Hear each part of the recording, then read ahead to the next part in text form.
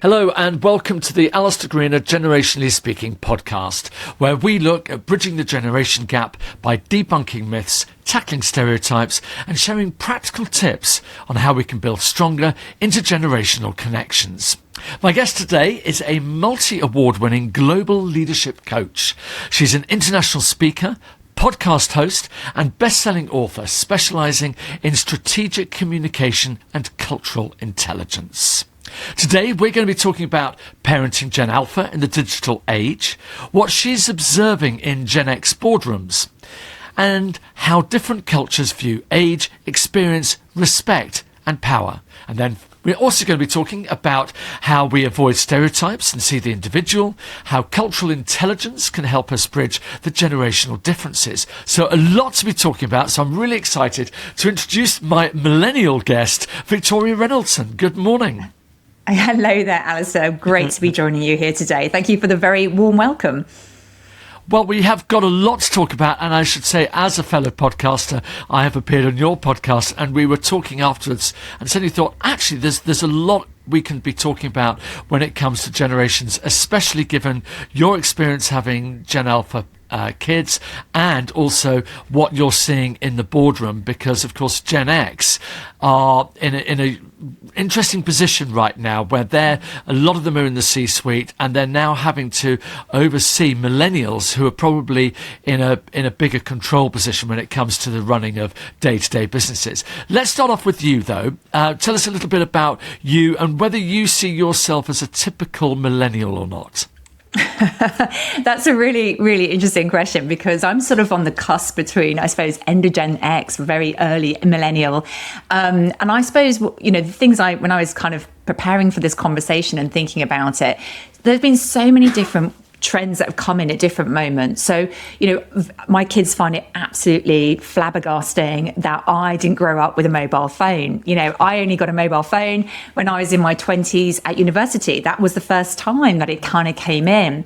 When I started work, yes, of course, I had email, and I had sort of pretty much a lot of the tools that are being used today, but the fax machine still existed in the corner, and that was still being used for a few years. So I see myself in this kind of transition time where clearly there's been huge technological kind of changes over a period of time, from the early days of my working life all the way through to now and ongoing.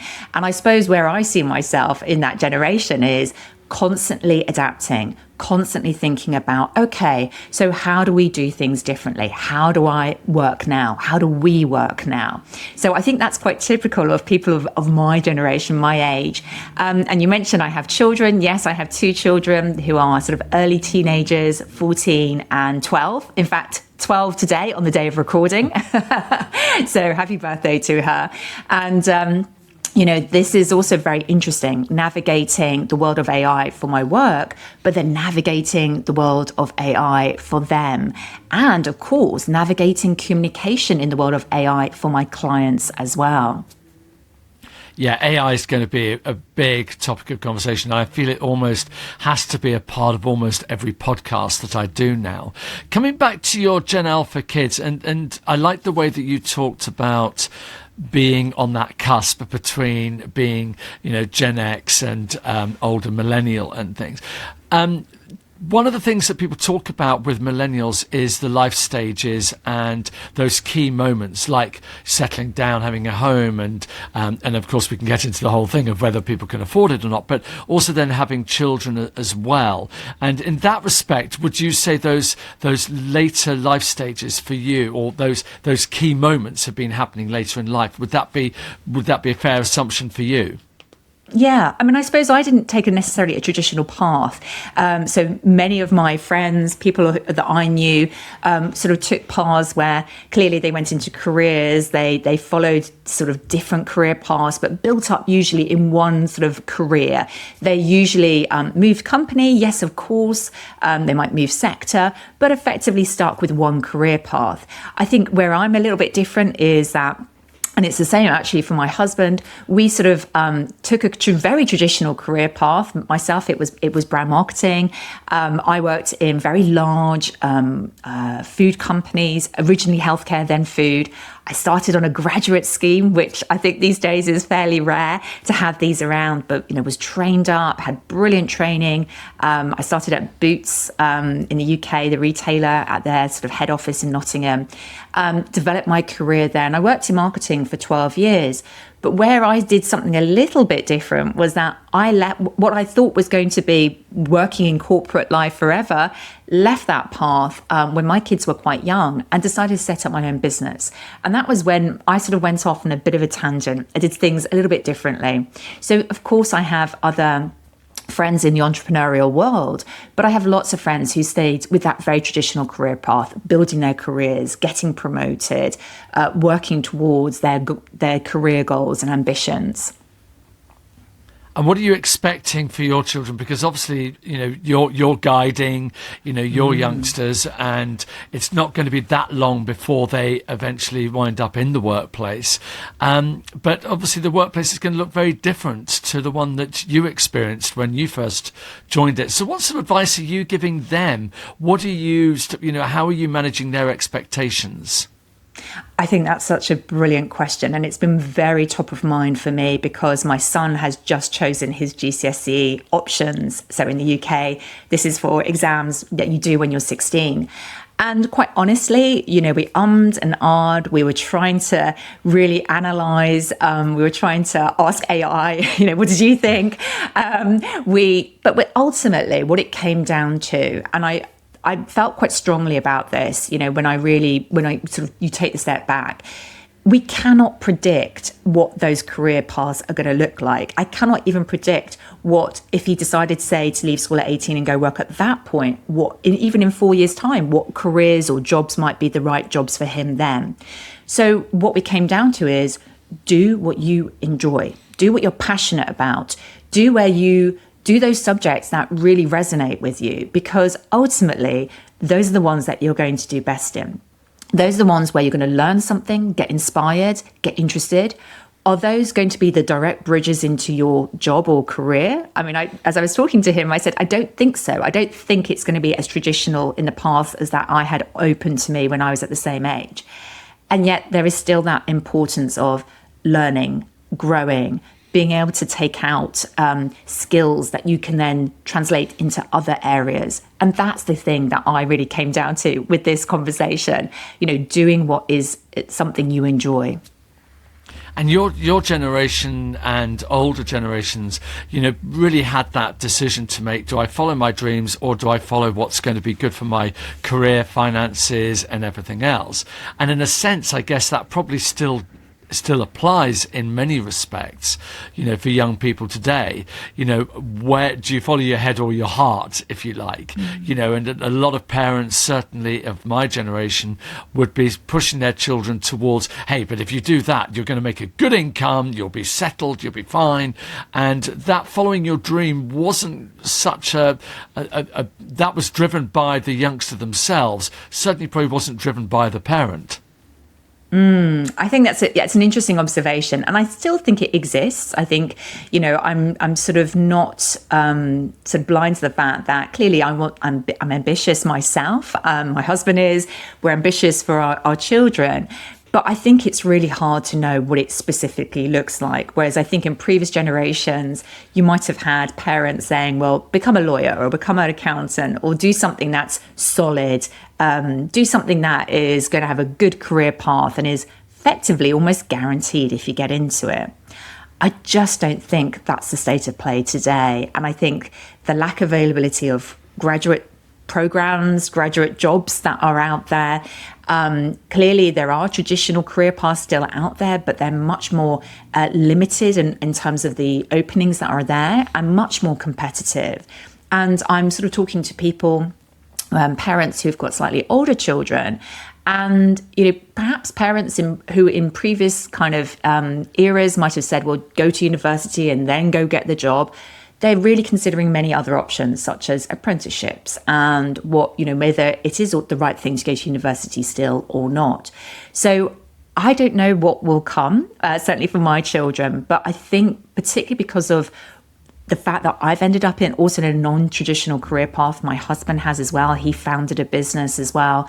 I think it's very much that we're open-minded. You have to be in this era to recognize what was true for us in our generation isn't necessarily true for our children right now. And what is true even this year is not going to be true even in 6 months' time, a year's time, let alone in 4 years when my son is leaving school. And I'm a great believer in that the environment in which your children grow up in, i.e. having two entrepreneurial parents, will have a direct impact on the way that they see the future of work. And let's talk about your work a little bit now, because one of the things that really got me excited when we talked before was your work in boardrooms and working with probably predominantly Gen X individuals, and, you know, seeing, I wouldn't call it a culture clash, but there's certainly a very different mentality between the Gen X boardroom today compared with boardrooms before, but also of their teams coming up through and the way that they have to respond. They can't be in those ivory towers anymore. They've got to think differently. So tell me a little bit more about your work and maybe some of the challenges that being of a certain generation in those boardrooms, what that's throwing up. Yeah, so I sort of work with organizations who are usually already very global, so multinational, usually working with a sort of team or a small group of senior managers from that organization, thinking about cultural intelligence, leadership and communication, strategic communication. And what is interesting is generally, you know, come back to the generations, they're probably the younger side of Generation X, most of them. Some of them are even are millennials. So there is a little bit of a shift kind of going on. And what I have noticed is it's not as it kind of was perhaps when I first started my career, that it was dependent on your experience and the number of years that you notched up, and that meant that you then earned the opportunity to get to the next level, the leader level, the kind of board level. I think there is much more flexibility and open-mindedness to actually, it's not about how many years have you done, how, you know, yes, of course, experience matters, but actually really giving opportunities to much younger people to really show themselves, to demonstrate their leadership. So working with leaders I'm often working with leaders who are also in their mid-30s, mid to late 30s as well, not just leaders who are in their 40s or 50s or, you know, beyond. And I think that is interesting. But I think the kinds of conversations that are going on in those boardrooms and the kinds of conversations, the kinds of topics that are coming up, particularly in my world, are often about, you know, how do I be a leader today? What does that mean and look like? Because I think that people have the perception of what it means to be a good leader in themselves, and that's based on their own experiences, what they saw in their own career journey, and what they believe is their natural leadership style. But then there is the question, what is it that your team expects of you as a leader? And that can be quite different. So the kinds of topics that come up include things such as being transparent. How transparent are you being? How direct or indirect are you being? How power is playing out, whether it's about a flat organization and being very feeling like there's no kind of hierarchy in that sort of team, or whether you're creating positional power and perhaps either directly or indirectly demonstrating that. And these are the kinds of questions and topics that are coming up, including things, by the way, like psychological safety, of course, inclusivity, you know, how are we making sure that we're hearing from all the voices? And I think these are very different conversations that you might have heard even 10, 15 years ago in the boardroom. I think this is the interesting thing for me. And where I come in with cultural intelligence piece is really helping people to understand their different ways of adapting their leadership, what it is they can do to be more connected to their people rather than, as you say, in their ivory towers. And that is a generational thing, isn't it? Because in so many respects, because again, those older board members are going to have quite a different perspective to the younger board members. And yes, that's always been the case. But, I always say that I saw the biggest shift actually between Gen X and millennials. People always talk about being millennials and Gen Z, where my theory with that is that actually Gen Z, a lot of what people are talking about is actually a life stage element.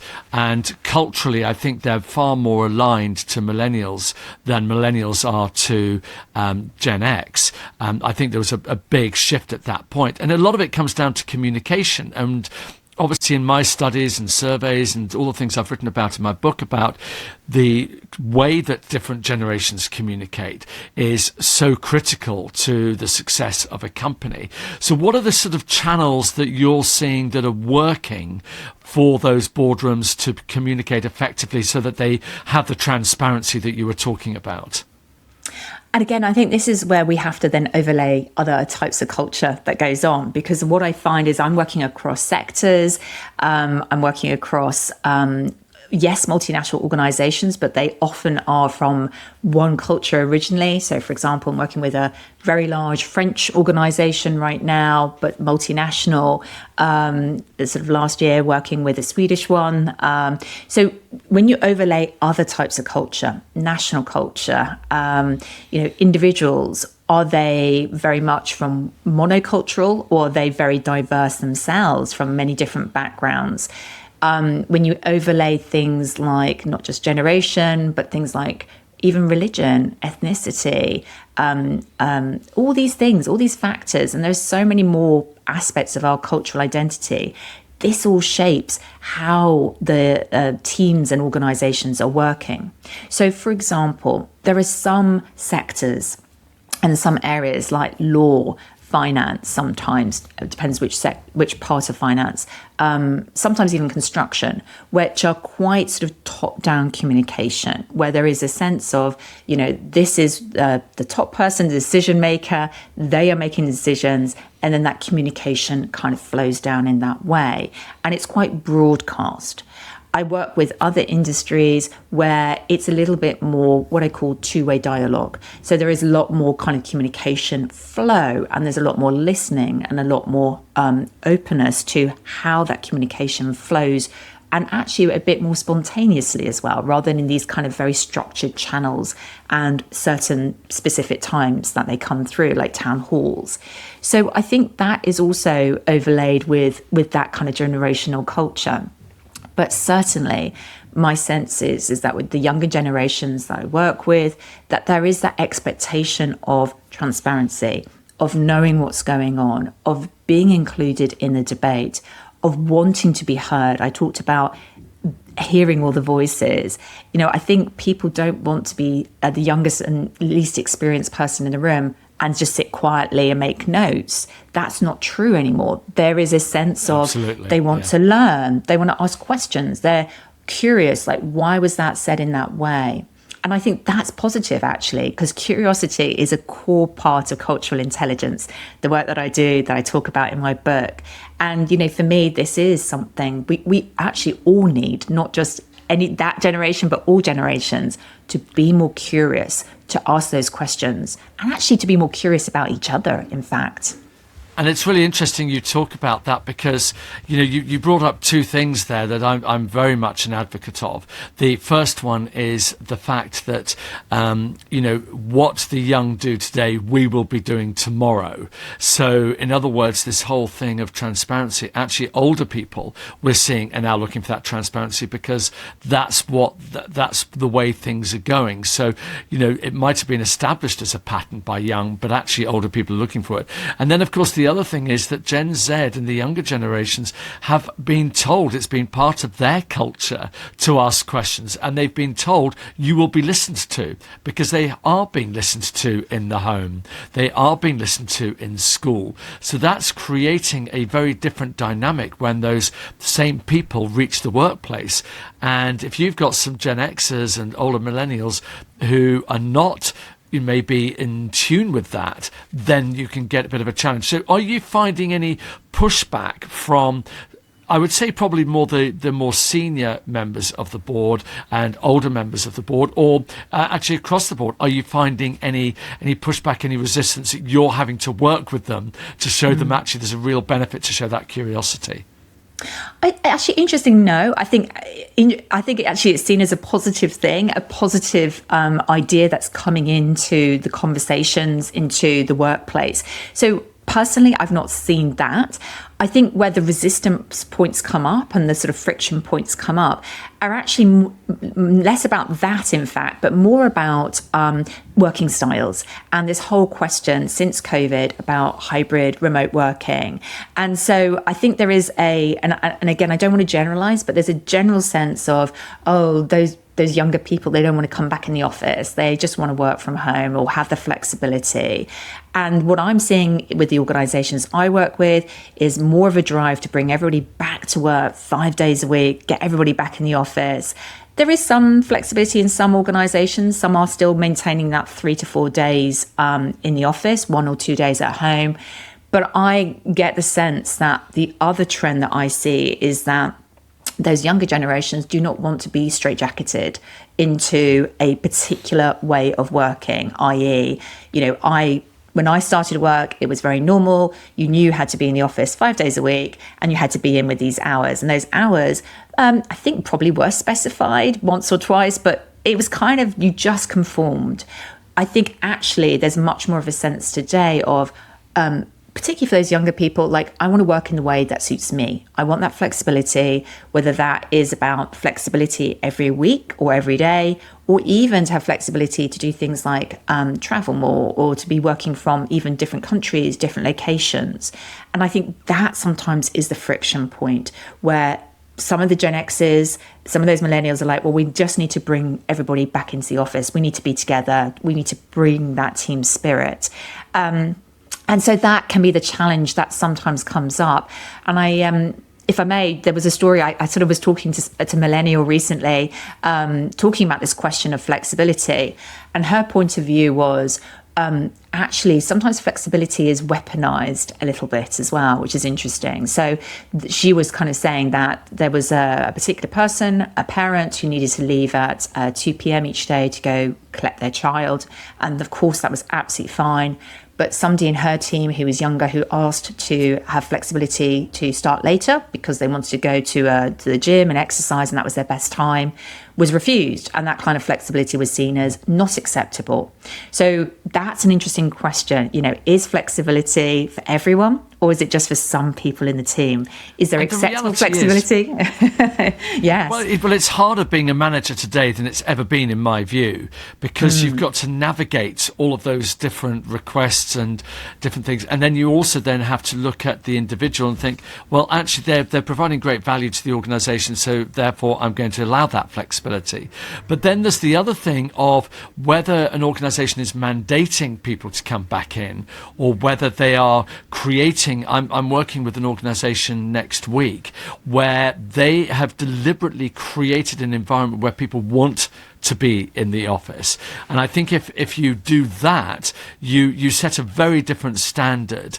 I do work with organisations who are mandating, but I think, as you said, you get a little bit of pushback from those, especially younger people who seek that flexibility. And the very good chances they'll go to those organisations that give them that flexibility.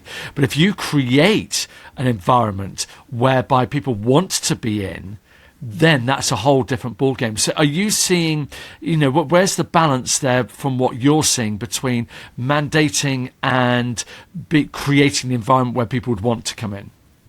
I think that's exactly the point for me, but I think there's an important differentiation. It has to be more than gimmicks, because I think that's seen through quite quickly. So it can't be just, we've got fruit, or we've got, sort of pizza Friday. I mean, yes, of course, these things are nice and they can be positive experiences. But for example, I was talking to somebody who was saying that they were creating cultural events at the office where people were bringing in their cultural dishes to understand each other's heritages and the cultures they identified with. So they came together for a food experience, to enjoy food together, to get to know each other. And that's much more meaningful. That's much more than surface level, like a gimmick, come and have pizza on a Friday. That's truly about bringing people together to connect. And that is the kind of experience that organizations, workplaces need to think about. So that's the first thing, experiences. The second thing, I think it is also about making sure that there is learning experiences, learning opportunities. And that's another very good motivator to come back into the office. And of course, these are all coming from the top. If you don't get the buy-in from the C-suite, then it's not going to happen. And, you know, and I absolutely agree with you. It's more than beanbags, pizza and table tennis tables. You know, it is creating that culture, which, let's be honest, is hard work, because you're having to think differently. I was about to use a terrible cliche then, but, you know, you have to think differently when you do that and listen to what your teams want. But then hopefully you get that higher level of engagement. You know, when you look at the Gallup engagement statistics every year, it's quite shocking how little people are engaged, and especially in the UK. So what kind of advice are you giving to your Gen X and Millennial C-suite to get that engagement to be stronger? And we all know that engagement means higher productivity, less attrition rates, and so on. So what advice do you give them in your workshops and in your training and consultancy? So I think, you know, I've talked about cultural intelligence a couple of times today. Very briefly, to explain the approach to it, it starts with curiosity. It's about understanding what motivates people, what drives them, what is interesting to them. And I think that's a real listening exercise, really understanding what is work to those people, to your people. What is it that's really going to motivate them to do their best work each day? That has to be the starting point. Then you have to kind of gather the knowledge, be asking the questions, be really understanding. But then it's translating that into strategies, really, and treating those strategies not as fixed strategies you stick with forever, but almost a series of experiments, working out what it is that's really going to connect people, bring people together. But, you know, some of the examples that I kind of gave earlier, this is about really deeper human connection. It's more than just turning up for a quick kind of grab a bite. It's really about people getting to know each other, understanding where they're coming from, really knowing more about their personal lives as well. And the more that workplaces create this, the better it is. And again, if I come back to the generational point, those younger people are expecting to see the human side of their older leaders. They're expecting to see them being, I know sometimes the word vulnerable is not a word that people like, but more vulnerable. And that can be as simple, by the way, as saying, I don't know the answer in this situation, but we're going to work together to find out. It doesn't have to be, vulnerability doesn't mean bursting into tears necessarily or sharing all of your personal life. It is about sometimes saying, I don't know, and that's okay. So I think these kinds of, I'm very passionate about the human experience. I think this is a core, and it's a very core part of my book as well, because ultimately, yes, the AI skills are needed, but the human skills are needed. And this is going to make the difference about bridging between generations as well. Yeah, you've hit the nail on the head. And actually, I want to finish up already, I'm afraid, but finish up about that bridging and how you do it. Because one of the things I know is that, you know, you help your neighbours and friends who are, you know, your kids' parents, sometimes with their technology and things, because you're running your own business, you have a different sort of perspective. So I'd like to finish off, if I may, by asking you to give some top tips. First of all, how do we connect better with those younger generations? And I'm talking Gen Alphas, you know, to have that relationship between the parent and child that is, first of all, appropriate, that you're still guiding in your teaching, but you're also, you know, learning from them and you're understanding where they're coming from. So what kind of advice are you giving to people that you know beyond just technical, in terms of, from your experience, maybe they've got younger Gen Alpha kids than you, so, you know, how they navigate that path? What kind of advice are you giving them? Well, I mean, look, I'm not an expert in that field, but I think what I would love to say is that, you know, for me, it's always about curiosity, which I've mentioned a few times today. we can make all sorts of assumptions and be quite absolutist in our language. We can say, oh, they are always like this, or, that generation operates in that way. And of course, I do know there's very good research out there that gives us the averages. And I know you've done fantastic research behind this, Alastair, as well. But then we have to see the person in front of us, the individual in front of us, and recognise that, yes, they may be typical of their generation, or they might not. They may have other influences on who they are and how they show up. Culturally, there might be a whole lot of reasons why they're operating, working, speaking, communicating in the way they do. So to understand that person, rather than assuming that you think you know what they're about, get curious, ask the questions. And ultimately, that is the great starting point for any conversation, whether we're talking personal, family life, school life, or work life. That is going to be the best mindset, I think, for anybody listening to this podcast. And actually that applies completely to business as well, when you're talking about intergenerational teams. And interesting enough, my 5-step model that I use in my book and in my workshops is the first word is curiosity. Being curious about different people, asking those questions, getting them involved. That's great. So last thing, working with your boards, with Gen X, with different generations and things. What are you talked about being curious. Absolutely agree with that. There's no question about it. What other piece of advice would you give to boards to increase engagement, to get that, that bridge to be effective between generations? I think ultimately it comes down to listening, to asking the questions, making the time, which often doesn't feel like there's space to do this. But this is kind of a really key part of really understanding what is needed. So having those direct conversations in lots of different formats and ways, from large group to small groups to individual, and really just getting a pulse. Yes, I think anonymous surveys are great. People obviously sometimes share more deeply when it's anonymous, but honestly, I think having those conversations pays dividends. And I always kind of say, pay attention to how you design those conversations. If you invite everybody into the boardroom from lots of different generations to talk about things, you may not get the same conversation than if you said to somebody, right, shall we go for a quick walk? Maybe 2 or 3 of us together and have a conversation about this. Let's just go out and grab a coffee outside. Sometimes you have to intentionally design the environment to have those conversations, to really hear more about what's going on and how to engage and connect better. That's great advice. And I love the concept of making sure you find the time, you make time to have those conversations.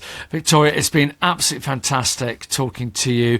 I've got some lovely pearls of wisdom there, which I know that listeners will really enjoy.